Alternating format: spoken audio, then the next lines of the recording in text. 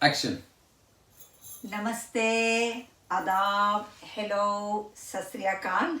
And welcome to this talk we are going to have about corruption in Norway. Norway goes by the UN to be one of the safest countries, one of the countries which has equal rights for genders, and which goes to be one of those countries which are best to live in. One of the most successful democracies in the world. But is that really the case? The way we're going to illustrate this with one example. Norway has the largest public sectors of all countries in the world, meaning that now I believe it's been more than 30% of the working population works for the state or the municipalities.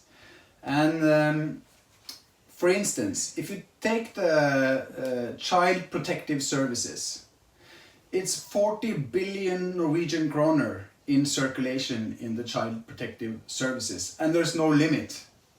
And it works like this. It's the finance of this whole sector or branch of different lines of work is financed through something that you can translate into efforts governed finance model.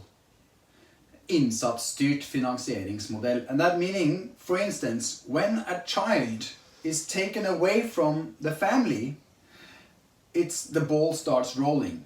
Then the experts that are going to, I mean the psychiatrist or the psychologist, they're going to have their share. The judges, they're going to have their share. The police, going to have their share. The people that work in child protective services going to have their share. The institutions going to have their share. The foster homes going to have their share. The lawyers going to have their share. And most probably I forgot some people now, but there's a whole huge branch of people and lines of work involved in this human trafficking business. And of course, this is how the corruption happens. It's not that you take money and launder it out of the country. When you take a child, the tap of the oil money starts flowing into this whole branch of work. And this is how the corruption starts. And how does it happen? For instance, let's go down to the details and a concrete example. When the child protective services needs to take a child away from a family in order to get this money flowing, they need to lie in the letters they write from the meetings they have with parents. For instance, they describe the parents in psychological terms, etc., even though they don't have the education to do so. And they describe the child as in this and such a way. So when they put these papers in front of the courts at one point, the courts, they have nothing else to go by than these letters. And that's the way they do it. So they lie, they base this upon lies. And we said it many times before, but now it's 26 cases in the European Courts of Human Rights. And against the Norwegian Child Welfare Services, Child Protective Services. And it's rotten and corrupted to the bone. Yeah. And this is how it happens. And Naima, Yeah. you are a clinical nutritionist and you're soon to be a medical doctor. And how is this efforts governed finance model, how does this apply to the healthcare sector then? Well, first of all, one thing is that in health sector, one thing I learned when I studied at the University of Oslo is that they are pseudo-selskaper. They are pseudo companies, meaning fake companies. They are not really companies. That means that according to how much effort a particular hospital or a particular ward, how much activity they will deliver is how much they will get from the government directly into that ward or into that hospital. So it's kind of like a business. And if I'm not wrong, I think the current health minister used to run hotels. So, you know, this is the problem when you start mixing business with patients, because then there is a stagnation with the moral, because you have different aims. Should you aim to make the patient happy, or should you aim to make the hotel be efficient in the name of beds for the patients? So we are in a very difficult situation now, because now most of the hospital, they are going under budget. They cannot deliver as much productivity, and what they have delivered has had grave consequences for the communities out in the districts, because they come very fast from the hotels or patients' hospitals. They come very fast from their suite, you know, and then you have not completely restored patients in the community. So there is a chance that they will be readmitted into the hospital. And new money coming in. Yes. Yeah, so you see the corruption. And this is, Norway is an oil state. We have these oil fields offshore. And every single year is a big shot of oil money into the Norwegian budget. And this is the main problem. We have, like we said before, the largest public sector in the world. And these jobs are bullshit jobs, a lot of them. It's moving paper and it's following up rules which are not really necessary. And we have this society where people are afraid of breaking these rules. They are hired to make sure that these rules are followed. And many of these rules are they don't even apply to a normal life. It's not real rules. And as a consequence, because you become just a rule order takers, the creativity in you is stagnated, and the original idea from a human being, it gets closed. So these are just like your copycats. And for me, you know, when you are, first of all, I applied for both as a clinical nutritionist and as an internship, turnustjenesten, in Norway, around the Oslo district area. I think I applied over 100 positions, and I never got any jobs. And this is how they run. This illustrates nepotism. Yeah. And it illustrates racism. And it illustrates that the people that are in power and the elite that benefit from this corrupt system, they keep it like that. So people that are in on the hoax, so to speak, they will get the position, they will get the job. So if you are an immoral person, I mean, this is harsh words, but it's like that. It is. It has been like that, unfortunately. You are not being measured by your merits. No. You are being measured by your ability to shut up about the criminal activity that's going on. This is the way corruption works in Norway today, I'm afraid. Or you succumb to the kind of hierarchy, because and most of the time it involves that you are compromised somehow. And if you buy into that, you have it going on with the health system in Norway for 30-40 years, with the job and the salary, and then you have taken up probably a loan on your house, so you have mortgage on that. So many of the people, especially many people I know, they are indebted with huge finance in debt, both from the student loans that they have taken. Many of them, they end with their, when they're finished doctors, they have 1 million krona in loan. So already they started up with a huge debt. So you can imagine, and then you are in a codependency with the government because they're paying your salary. So you are in this very vicious cycle, and it's very difficult to get out of it. And for me, I have 4 children, as I've told you, it will be very difficult to be at 18, 19 hour shifts at hospital, many times all night when my children will be here looking for their mother. So for me, I cannot have that kind of lifestyle or that kind of job. Mm. So it's becoming difficult for people. And for instance, look at Pakistan today. Pakistan with the new Prime Minister of Imran Khan. Yeah. They have 200 million inhabitants or so in Pakistan, with a very largely young population, which is a country up and coming. And they are creating from scratch. Yeah.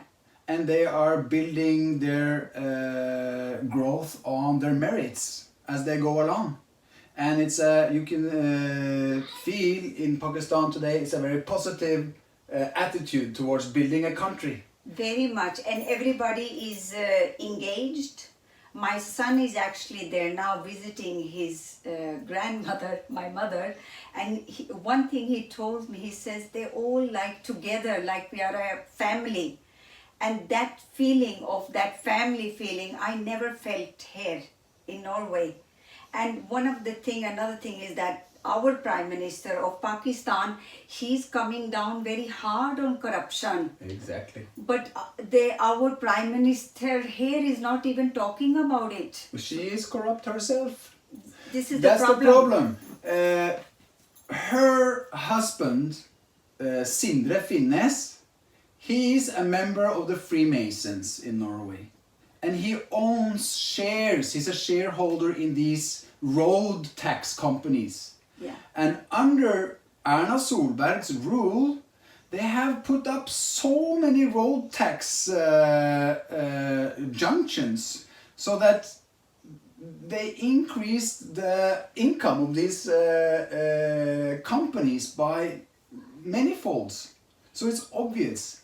The elite in Norway, the ruling elite, is corrupt. And it's the same as in Pakistan. Nawaz Sharif and the Bhutto family. They are out now. And the corruption is going down. They are very much aware of this.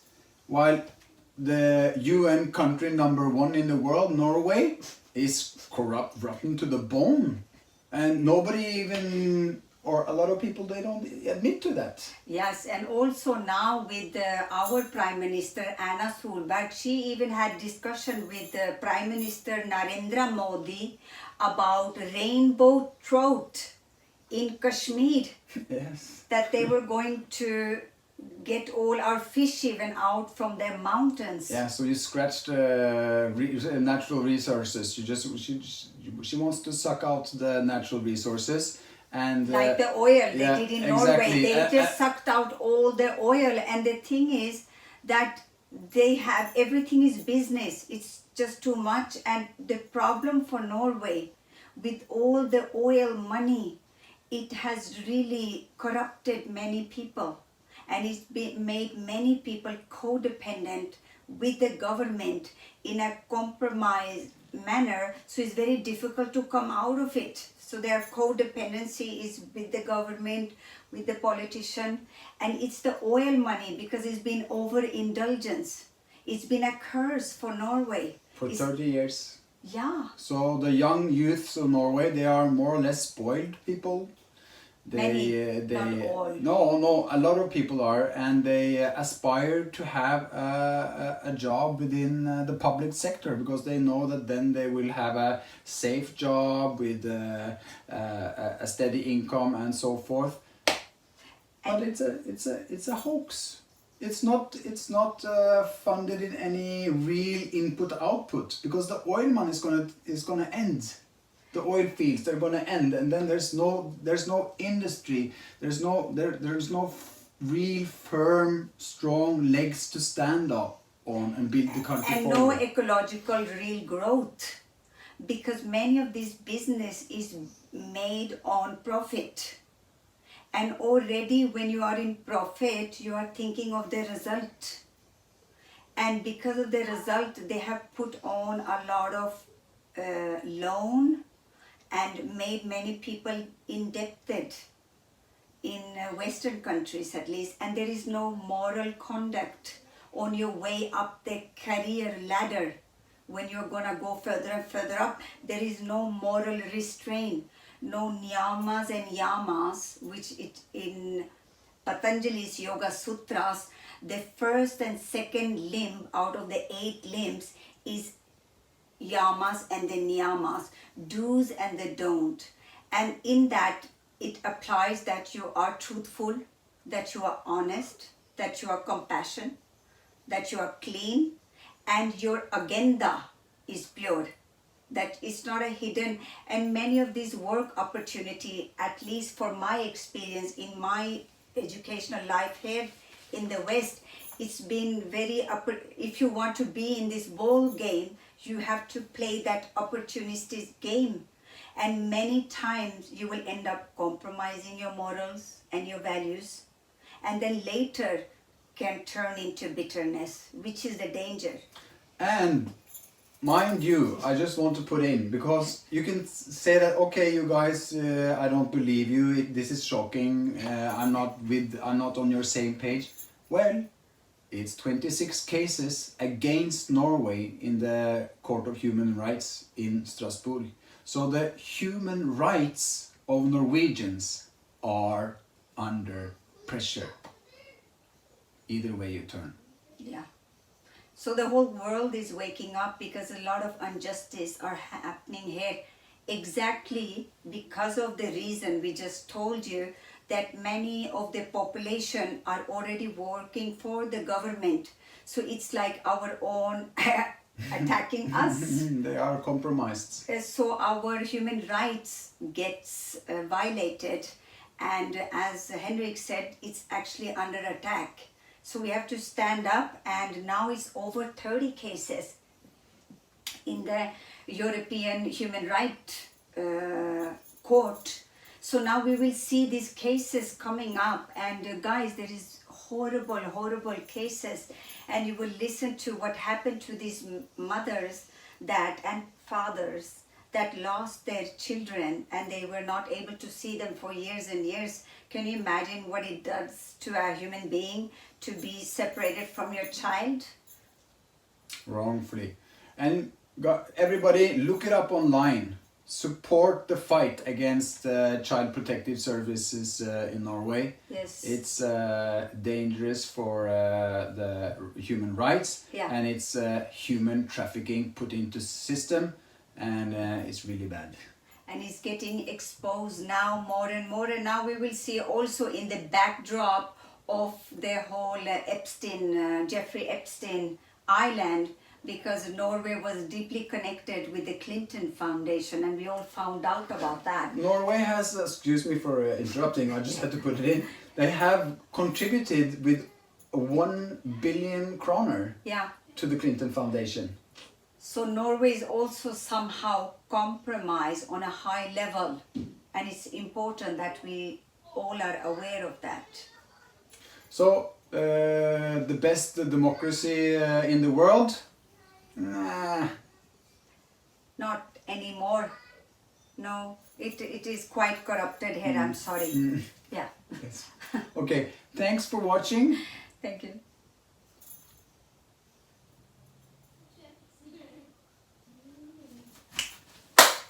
Vad är det? Det är गिरिनन्दिनि नन्दितमेदिनि विश्वविनोदिनि नन्दनुते गिरिवरविन्द्यशिरोधिनि वासिनि विष्णुविलासिनि जिष्णुनुते भगवति हेशिति कण्ठकुटुम्बिनि भूरि कुटुम्बिनि भूरि कृते जय जय हे महिषासुरमर्दिनि रम्यकपर्दिनि शैलसुते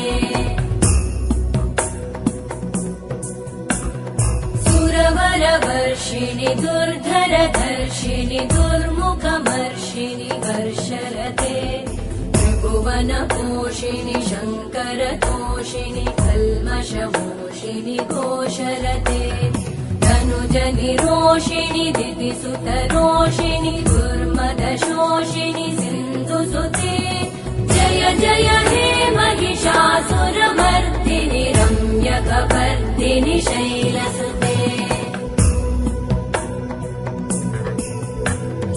अयि जगदम्ब मदम्ब कदम्ब वनप्रियवासिनि आसरते शिखरि शिरोमणि तुङ्ग हिमालय शृङ्ग निजालय मध्यगते मधुमधुरे मधुकैटभगञ्जिनि कैटभभञ्जिनि रासरते जय जय हे महिषासुरमर्दिनि रम्यकपर्दिनि शैलसुते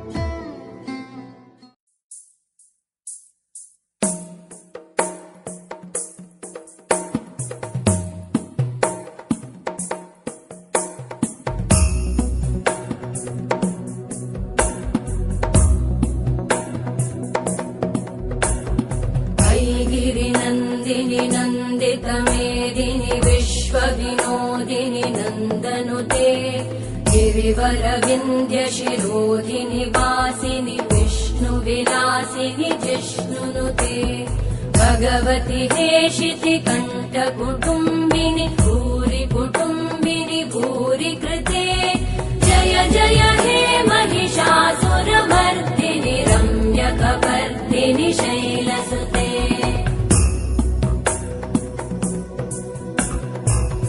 सुरवरवर्षिणि दुर्धरधर्षिणि दुर्मुखमर्षिणि वर्षरते त्रिभुवनपोषिणि शङ्करतोषिणि कल्मषमोषिणि घोषरते तनुजनिरोषिणि दितिसुतरोषिणि दुर्मदशोषिणि सिन्धुसुते जय जय हे